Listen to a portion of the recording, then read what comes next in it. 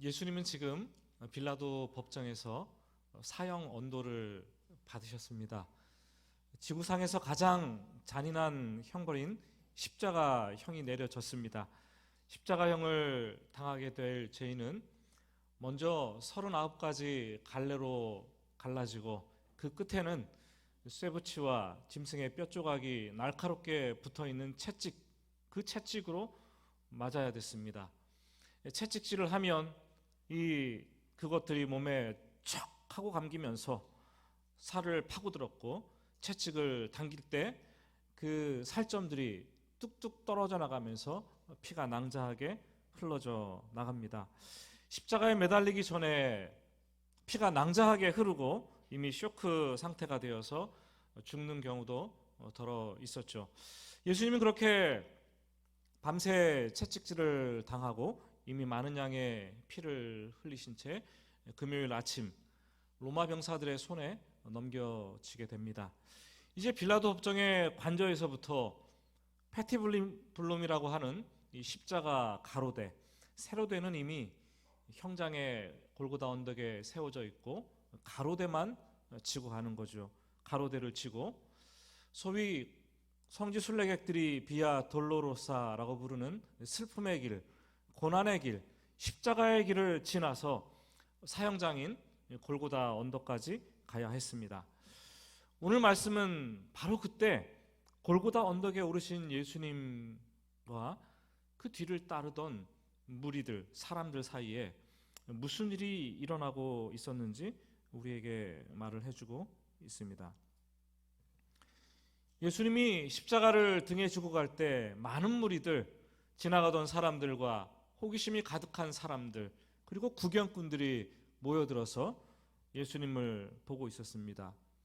주님께서는 무거운 십자가를 지고 가다가 군병들이 휘두르는 채찍에 맞아 넘어지고 쓰러지기를 반복했습니다.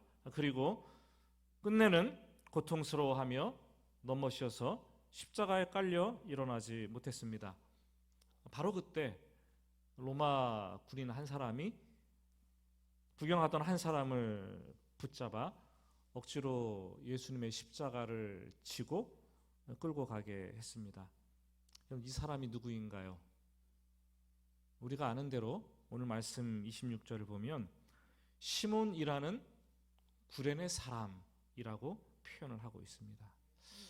다른 성경 마가복음 15장 21절을 보면 좀 더 자세한 정보를 주고 있습니다. 우리 같이 한번 읽어볼까요? 마침 알렉산더와 루포의 아버지인 구레네 사람 시몬이 시골로부터 와서 지나가는데 그들이 그를 억지로 가게 하여 예수를 십자가에 지우고, 이 구레네 출신의 시몬, 구레네 사람 시몬은 시골로부터 왔다고 되어 있어요. 거기에는. 그런데 그 장소는 구레네인데, 구레네는 북아프리카에 있는 북쪽의 항구 도시였습니다. 오늘날로 하면 수도, 리비아의 수도 트리폴리였어요. 성경은 두 아들의 아버지 알렉산더와 루포의 아버지, 이미 결혼한 사람이었고 두 아들을 둔 젊은이였다라고 얘기를 하죠. 아마 이 시몬이라는 사람은 바벨론 포로 시대 이후에 그의 선조들이 북아프리카까지 밀려가서 거기에 살던 디아스포라 유태인이었을 거라고 추측을 합니다. 그리고 유월절을 맞이해서 예수님이 유월절 어린 양으로 죽으셨잖아요. 유월절을 맞이해서 이제 순례자가 되어서 예배하기 위해서 예루살렘을 찾아온 것입니다. 그런데 지금 뜻밖의 예상치 못한 일들이 그의 인생 가운데 일어나게 되는 거죠.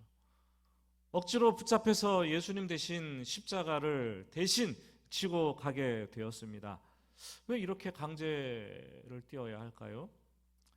당시 로마 식민지에서는 로마 군인들이 무거운 짐을 옮겨야 될 때가 종종 있었습니다. 그때는 로마 정부가 법으로 정하고 있었는데 이 오리, 그러니까 대략 2kg 정도는 누구든지 붙잡아서 강제로 일을 시킬 수 있는 그 권한을 법률로 제정하고 있었어요. 예수님도 뭐 5일을 가려 그러면 10일을 가고 뭐 이런 거 말을 하셨잖아요. 그래서 누구든지 사람을 붙잡아 짐을 대신 지도록 할 수 있는 이 법이 바로 시몬에게 그대로 적용이 되었어요. 그럼 이때 시몬의 심정이 어땠을까요, 여러분? 멀리까지 와서 피곤하기도 할 텐데, 그리고 다른 도시에 와서 낯선 곳인데 그래도 예루살렘이지만, 아니 이러다가 내가 잘못돼서 나도 십자가에 죽는 거 아니야? 왜 하필 나지? 왜 내가 이런 십자가를 져야 되지? 재수 더럽게 옴붙은 날이네. 사실 막 그러면서 불만이 가득 차고 죽음에 대한 두려움과 공포에 가득 차서 십자가를 억지로 지고 갔을 것입니다. 십자가를 지고 가는 동안 고향에 두고 온 두 아들의 얼굴들, 아내의 얼굴이 교차되기도 했을 것이고, 참 만감이 교차했을 거예요. 이 구레네 시몬은 예수님의 12제자도 아니었습니다. 예수님과 어떤 인연이라고는 털것 많지도 없는 사람이었어요. 그저 로마 군인에게 얼떨결에 구경하다가 지목을 당해서 예수님의 십자가를 대신 지고 가야 했습니다. 남들보다 조금 키가 더 크고 건장한 젊은이였지 않나, 그런 생각도 들어갑니다. 이 지고 가야 될 십자가 가로대도 패티블룸도 예수님의 피로 범벅이 되어서 결코 지고 싶지 않은 십자가였어요. 누가 이것을 여러분 원하겠습니까? 하지만 가만히 생각해 보면 이 구레네 사람 시몬은 진짜 행복한 사람이에요. 불시에 이런 일을 겪었지만 누가 감히 예수님의 십자가를 지고 가겠습니까, 여러분? 우리 인간은 자기 십자가도 지고 가기 벅찬 사람들 아닙니까? 그런데 예수님의 십자가를 지고 가는 이런 참 놀라운 일을, 대단한 일을 해냈다라는 거죠. 그가 비록 자원하는 심정은 아니었지만 억지로 그리고 강제로 끌려가서 십자가를 진 것이지만 대단한 일을 한 거죠. 구속사역에 있어서. 구레네 시몬이 죽어서 천국에 들어갔을 때 주님께서 구레네 시몬을 딱 발견하고 어떻게 해주셨습니까? 얼싸하고 막 감사와 축복을 하면서 정말 감사하다, 감사하다. 그러지 않았겠어요, 여러분? 아닙니까? 저라면 그럴 것 같아요. 주님께서 얼마나 애틋한 심정으로 그를 바라보시고 감사하셨겠습니까? 시몬은 6월절에 예루살렘을 갔다가 자신이 예수님의 십자가를 대신 지고 가니, 그리고 예수님께서 십자가에 못 박혀 죽으신 일, 그리고 부활을 직접 보고 듣고 체험한 대로 집으로 돌아가서 자기 아내에게 그리고 사랑하는 두 아들 알렉산더와 루포에게 그대로 얘기해 주었을 거예요. 여러분, 체험을 얘기해 주는 거죠. 복음을 얘기해 주는 거죠. 그의 두 아들 이 알렉산더와 루포가 지금 우리가 읽었던 마가복음에 그대로 실렸는데, 이름이 마가복음은 예수님이 죽은 후로부터 사복음서 중에 가장 먼저 기록되었는데 30년 후에, 예수님 사후 30년 후에 정확하게 기록이 되었습니다. 그리고 로마서 16장 13절을 보면은 바울도 이런 얘기를 해요. 초대교회가 무르익어 갈 때 루포와 그의 어머니에게 문안하라. 그의 어머니는 구레네 시몬의 아내겠죠. 아내. 문안하라. 그의 어머니는 곧 내 어머니라.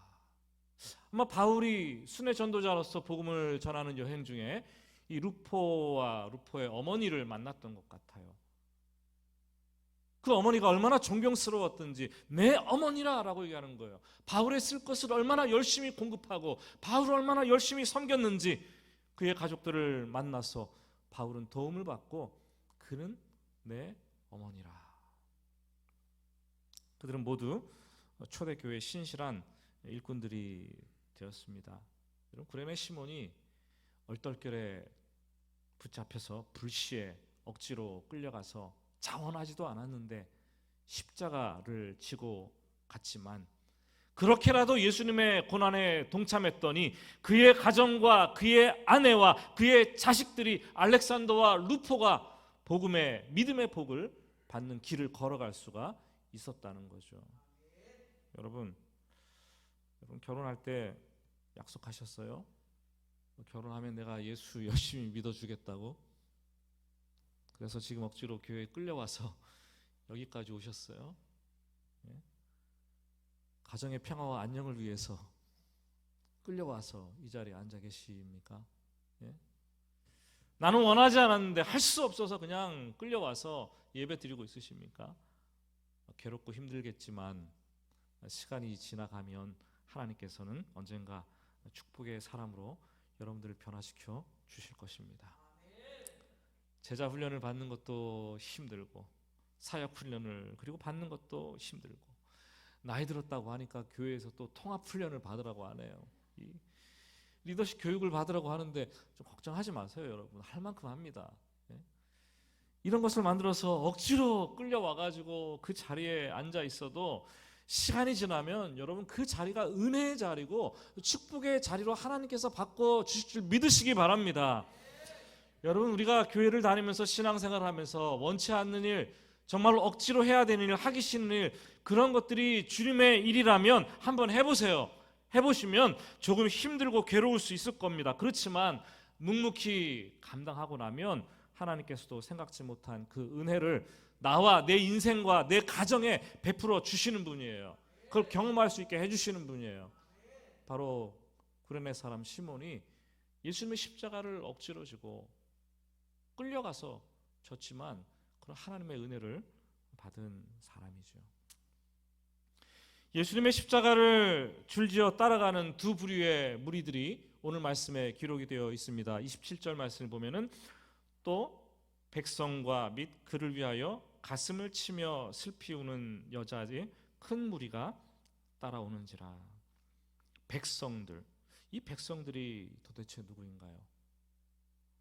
오병이어의 떡을 먹고 배불렀던 그 사람들, 그리고 예수님을 임금으로 세우려고 했던 그 사람들, 예수님께서 예루살렘 성에 입성하실 때 종려나무를 꺾어들고 자기들의 겉옷을 땅에 펴면서 호산나 호산나 찬송하리로다 다윗의 자손으로 오시는 이여 라고 외쳐 부르며 환호성을 했던 그 백성들, 이제는 조롱과 구경꾼이 되어서 예수님의 뒤를 따라오고 있습니다.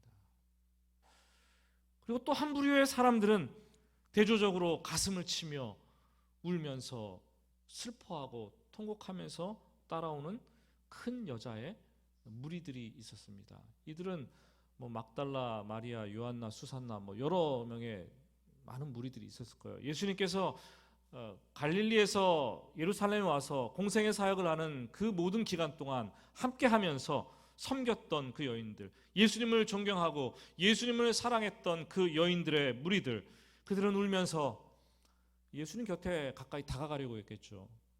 근데 로마 군인들이 그들의 발걸음을 창칼로 막으며 제지를 합니다. 그때 예수님께서 그 여인들을 고개를 돌려 바라보시면서 이렇게 말씀하셨어요. 예루살렘의 딸들아, 나를 위하여 울지 말고 너와 너의 자식들을 위하여, 자녀들을 위하여 울라. 예수님을 위해서 지금 너무 안타까워서 눈물을 흘리고 있는데 예수님은 아니다, 나를 위해서 울지 말라. 너를 위해서 울고 너의 자식들을 위해서 울어라. 기독교는 눈물의 종교죠. 눈물 없이는 통과할 수 없는 게 기독교 신앙이죠. 은혜를 받으면 누구의 눈에서든지 눈물이 나요. 요즘 여러분들이 신앙생활 하는데 눈물이 나지 않는다면 여러분이 은혜가 메말라 갖고 있다는 증거예요. 그러면 그 은혜를 다시 찾아와야 돼요. 내 주님께서 나를 사랑하셔서 나 대신 십자가에 못 박혀 죽으셨는데 어떻게 내가 그 은혜를 생각하면 내가 눈물이 나지 않을 수가 있겠습니까? 여러분, 생각을 못하니까, 그 감격이 없으니까, 은혜를 모르니까 눈물이 나지 않는 거고, 이미 그렇다면 기독교 복음은 여러분 가슴 속에서 희석되어서 흐물흐물해지고 자리를 잃어가고 있는 것이겠죠. 은혜를 받으면 예수님의 사랑이 느껴지고 그 사랑이 우리의 눈물을 부를 수밖에 없습니다. 우리나라와 일본이 어지간히 싫어하는 관계 아닙니까, 여러분? 무척 싫어하잖아요. 그런데 일본인들이 정말 우리나라 사람 중에 존경하고 추모까지 하는 사람이 한국인이 있어요. 2001년도 일본 시노쿠보역에서 한국 유학생 이수연 씨가 열차를 타기 위해서 기다리고 있는데 취객이 그 열차 선로에 떨어지는 거예요. 열차는 달려오고 있어요. 내려가서 그 사람을 끌어올리고 자신은 피하지 못해서 그 자리에서 즉사를 하고 목숨을 잃고 말았습니다. 일본 사람들은 그가 죽었지만 그에게 훈장을 주었고 수여했고 고인의 넋을 기렸습니다. 그리고 해마다 그날이 되면 기념하다가 작년 2021년도 20주기가 되었잖아요. 그때 그 도시에서 아예 도시로 모든 사람들이 상점도 문을 닫고 추도식을 했습니다. 그토록 수십 년이 지나도록 왜 그렇게 한국인 젊은이를 잊지 못하고 가슴 아파하며 추모를 했습니까? 왜 그런 걸까요?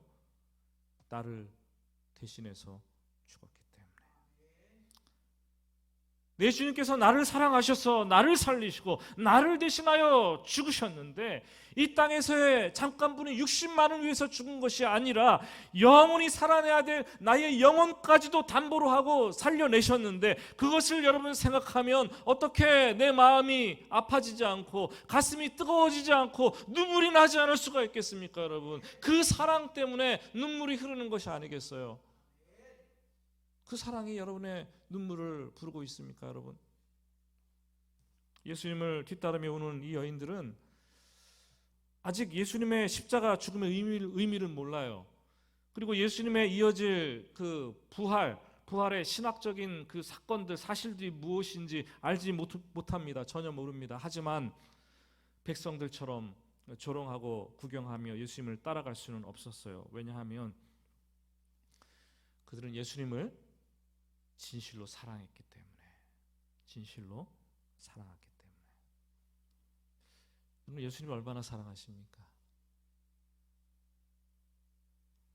믿음의 대상으로만 생각하십니까? 주님은 나를 위해서, 여러분들을 위해서 목숨까지 버리셨는데 얼마나 사랑하십니까? 최근 우리는 눈물을 잃어버린 삶, 눈물을 잃어버린 관계, 눈물을 잃어버린 신앙생활을 하고 있습니다. 이전에 뜨겁게 흘렸던 눈물이 있다면 그 눈물을 되찾아와야 되는 거죠. 하나님께서 나에게 베푸신 은혜가 이렇게 큰데 내가 하나님 앞에 그 은혜를 갚을 길이 없어서 슬프고 갚을 것이 너무 적기 때문에 슬프고 그래서 눈물이 하염없이 흐르고 아직 하나님의 사랑을 깨닫지 못하고 하나님 앞에 돌아오지 못한 자식들을 바라보면서 눈에 눈물이 흐를 수밖에 없는 거죠. 여러분, 침묵으로 형장을 향하던 주님께서는 고개를 들이켜 울며 뒤쫓아오는 여인들을 바라보시고 예루살렘의 딸들아, 나를 위해서 울지 말고 너와 내 자식들을 위해서 울라라고 당부하십니다. 내가 아니라, 예수님이 아니라 울어야 될 대상이 또 따로 있다라고 말씀을 하십니다. 바로 너의 자식들이라고 말해요. 여러분 자신들을 위해서 좀 울어보셨습니까? 여러분 자식들을 위해서 울어보셨습니까? 예수님께서 이렇게 말씀하신 이유는 장차 예루살렘이 어떻게 멸망할 것인지, 예루살렘에 사는 백성들에게 닥칠 일들이 무엇인지, 그들의 자식들이 어떤 순환과 고초를 겪게 될 것인지 미리 다 아셨기 때문입니다. 그때부터 한 세대가 지나서 한 40년쯤 지났을까요? AD 60년대 후반부터 70년 정도쯤에 이스라엘은 로마와 엄청난 전쟁을 하게 됩니다. 상상을 초월하는 미중류의 파괴적인 전쟁을 하게 되죠. 그때 100만이 넘는 예루살렘 이스라엘 백성들이 학살을 당하게 되고 이스라엘 남쪽 지역에 거대한 천연 요새였던, 지금 관광지로 변했잖아요. 마사다라는 천연 요새가 있었는데 그곳에 남아서 마지막 이 투혼을 부르며 전쟁을 불사하고 전쟁을 한 사람들도 다 자결할 정도로 처절한 전쟁이 일어났어요. 예루살렘 성전 그 다 무너져서 돌 위에 돌 하나도 남지 않을 정도가 되었죠. 예수님은 지금 울고 있는 그 여인들을 향해 너희가 그런 일들을 당할 것이다. 너희 자식들이 죄 때문에, 예루살렘의 죄 때문에, 민족의 죄 때문에 그런 일들을 경험하게, 끔찍한 일들을 겪게 될 것이다. 다 아시고 그들을 위해서 울라 말씀을 하시는 거죠. 보라, 날이 이르면 사람이 말하기를 잉태하지 못하는 이와 해산하지 못한 배와 먹이지 못한 젖이 복이 있다 하리라. 차라리 자식들이 없는 사람이 그때 복이 있다고 말을 하는 거예요. 여러분, 신자인 우리 부모의 가장 큰 의무는 자식들이 하나님을 만나서 인격적으로 만나서 회심에 이르고, 회심에 이른 그 자녀들이 그 은혜를 마음속에 간직하고 하나님을 사랑하면서 평생토록 살아가도록 그 삶을 이끌어 주는 거예요. 그게 우리가 감당해야 될 부모의 몫인 거죠. 이를 위해서 분명히 우리는 많은 눈물이 필요합니다. 울어야 돼요. 그런데 우리는 왜 자식들을 위해서 울지 않습니까? 자식들을 위해서 흘리는 눈물을 언제부터인가 흘리지 않습니까? 세상에서 그들이 잘 되라고 우리가 정말로 많은 돈을 쏟아붓고 많은 생각을 하고 때로는 걱정과 근심에 휩싸여 있으면서도 정작 그들의 속사람, 영벌이든지 영생이든지 둘 중에 하나 영원한 삶을 살아내야 되는데 그들의 영혼을 위해서 정작 우리가 왜 눈물을 흘리지 않는가요? 하나님 분명히 말씀하십니다. 믿지 않는 자녀들에게 예루살렘의 멸망과 같은 일이, 영원히 돌이킬 수 없는 심연으로, 깊은 심연으로 빠져드는 그 일이 곧 일어날 터인데 그들이 구더기 한 마리도 죽지 않고 물 한 방울도 마실 수 없는 그곳, 꺼지지 않는 불꽃 가운데 불꽃이 타오르는 곳에 떨어질 것이라고 경고하셨는데 부모된 우리는 왜 울지 않는 것일까요? 여러분 잠을 자다가 여러분 자식들 생각나서 자식들 염려 때문에 그 영혼의 문제 때문에 벌떡 일어나서 울면서 기도한 적이 있으십니까? 공부와 출세와 성공 때문에 그렇게 목매이십니까? 아니요. 잠깐뿐인 세상 그거 말고 영생과 영벌이 주는 영원한 세계가 그들 앞에 기다리고 있는데 예루살렘의 멸망처럼 그들에게 주어진다면, 그 끔찍한 일이 주어진다면 부모된 우리의 책임은 도대체 무엇입니까? 우리가 왜 이렇게 우지 않는 거예요? 어쩌다가 우리의 눈물이 이렇게 여러분 마른 것일까요? 우리가 진심으로 자녀를 사랑하지 않기 때문이죠. 자식의 육신만 사랑했지 그 영혼을 사랑하지 않기 때문이겠죠. 아니 어떻게 보면은 이 자식들보다 나 자신을 더 사랑하기 때문에 자식들을 위해서 흘릴 눈물이 없는지도 모르겠습니다. 여러분, 우리가 자식들을 위해서 눈물을 흘리지 않는다면 또한 그것은 우리가 예수님을 사랑하지 않는다는 반증일 수도 있어요. 예수님을 사랑하는 사람은 눈물이 마를 수가 없어요. 그 사람은 자기를 위해서, 자녀를 위해서 울 수밖에 없는 사람들이에요. 주님을 많이 사랑하고 눈물을 흘리시되 또 나와 여러분 자신과 또 자식들을 위해서 흘릴 눈물까지도 가지고 있는 여러분들 되시기를 축복합니다. 창세기 21장을 열면은 아브라함 얘기가 나오는데 그 중에 그 막간 사이에 아브라함의 그 첩이었던, 후처였던 이 하갈 얘기가 나옵니다. 이삭을 낳고 그 여종 하갈의 아들 서자 이스마엘이 이삭을 놀리니까 여러분 사라가 쫓아내라 그러지 않습니까? 그래서 기도하 보니까 하나님도 그렇게 응답을 주시는 거예요. 그래서 아브라함이 결단하고 하갈과 그의 아들 이스마엘을 아침에 일찍 일어나서 기도하고 내보내지 않습니까?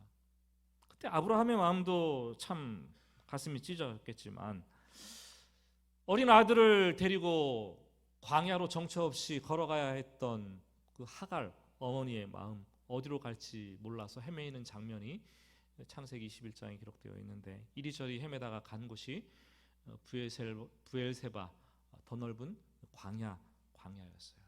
광야에는 물이 중요한데 아침에 가지고 나온 물이 다 떨어졌어요. 가죽 부대가 바닥에 나왔어요. 아들이 기진맥진해서 정신을 잃고 서서히 굴신도 못하고 죽어가고 있는 모습이 보여집니다. 급기야 그 하갈은, 어머니는 아들을 관목 덤불 수풀에 누이죠. 그리고 성경 말씀 그대로 하면 화살 한바탕 거리라고 말하고 있습니다. 그 거리에 떨어져서 큰 소리로 울며 대성통곡합니다. 아들이 듣기에 하기 자기 울음소리를 혹시나 들을까 봐 겁냈던 거죠. 화살 한바탕 거리라 하면 화살을 궁수가 쏴서 관역에 맞힐 수 있는, 관역이 보이는 그 거리 대략 한 300m. 아들을 두고, 죽어가는 아이들을 두고 가서 대성통곡하며 옵니다. 그 임박한 아들의 죽음을 바라보면서 그녀의 울음은 그 조용한 부엘세바 온 광야에 메아리 쳐서 쩌렁쩌렁 울리는 거죠. 여러분, 참 감사한 것은 그때 하나님께서 그 소리를 듣고 그 여인을 만나 주십니다. 그리고 말씀하시죠. 성경 창세기 21장 16절부터 19절 말씀을 우리 같이 한번 읽어볼까요? 같이 읽습니다. 이르되 아이가 죽는 것을 참아보지 못하겠다 하고 화살 한바탕 거리 떨어져 마주 앉아 바라보며 소리내어 우니 하나님이 그 어린아이의 소리를 들으셨으므로 하나님의 사자가 하늘에서부터 하갈을 불러 이르시되 하갈아 무슨 일이냐 두려워하지 말라. 하나님이 저기 있는 아이의 소리를 들으셨나니 일어나 아이를 일으켜 내 손으로 붙들라. 그가 큰 민족을 이루게 하리라 하시니라. 하나님이 하갈의 눈을 밝히셨으므로 샘물을 보고 가서 가죽 부대에 물을 채워다가 그 아이에게 마시게 하였더라. 사실 마실 물이 없어 죽어가는 아들을 보며 대성통곡했던 곳 부엘세바 광야 아닙니까? 근데 이 부엘세바라는 지명 자체가 이 맹세의 샘, 7개의 샘이라는 뜻을 가지고 있어요. 그곳에 물이 그렇게 많다라는 거예요. 우물이 많다라는 거죠. 근데 당시 유목민들이 물이 너무나 귀하기 때문에 물을 파놓고 다른 사람들이 사용하지 못하게끔 그거를 위장으로 다 막아놓지 않습니까? 근데 하나님께서 오늘 말씀 보니까 그때 하갈의 눈을 밝게 하셔서 감춰진 우물을 발견하게 하셨어요. 여러분, 사랑하는 부모 여러분, 자녀에 대한 기도의 응답은 멀리 있는 게 아니죠. 하나님께서 여러분들의 삶의 현장에 그 기도의 응답을 감추어 두셨다가 부모가 드디어 울며 간절히 기도할 때 하나님께서 부모의 눈을 밝히셔서 그것들을 보게 하시고 자녀들이 살아나는 것을 경험하게 하시고 그 은혜를 베풀어 주시는 거예요. 우리가 울지 않기 때문에, 우리가 기도하지 않기 때문에 자녀를 위해서 하나님께서 우리의 눈을 닫게 하시고 축복을 감추어 두시는 거죠. 분명히 말씀을 보면은 이 여인이 대성통곡을 했는데 하나님은 그 어린아이의 소리를 들었다라고 얘기했어요. 부모가 아이를 위해서 울고 통곡하며 기도하면 하나님께서 그 어린아이의 그 심중의 소리, 고통의 소리까지도 들으신다라고 말씀을 합니다. 부모의 눈물이 자식을 살리고 부모의 기도가 자식을 살립니다. 자식을 낳으면 다 부모가 되겠지만 자식을 낳았다고 모두 참된 부모는 아닐 것입니다. 육신으로만 아니라 마음으로 자식을 낳아야 되고 영적으로 자식을 낳아야지 진정한 부모라고 성경은 얘기를 합니다. 오늘 골고다에 오르신 십자가를 지고 가신 그 주님께서 마지막 유언처럼 우리 부모들에게 당부를 하시는 거예요. 너희가 나를 위해서 울기도 하겠지만 너를 위해서, 너희 자식들을 위해서, 예루살렘이 멸망할 때가 얼마 남지 않은 것처럼 너희 자식들이 영원한 불꽃으로 떨어지지 않기 위해서 울면서 기도하라 말씀하십니다. 여러분, 우리가 울지 않으면 누가 내 자식을 위해서 울어주겠어요? 내 자식이 방황하면서 멀리 하나님을 떠나고 밖으로 나가서 고통스러운 삶을 살고 있는데 이제 영벌에 처해질 것인데, 부모가 울지 않으면 누가 내 자식을 위해서 울어주고 누가 내 자식을 안타깝게 여기겠습니까? 사랑하는 여러분, 눈물이 담긴 기도는 자녀를 살리고 자녀 인생의 가장 소중한 선물이 될 것입니다. 그 선물을 자녀들에게 잊지 말고 선사할 수 있기를 주님의 이름으로 축복합니다.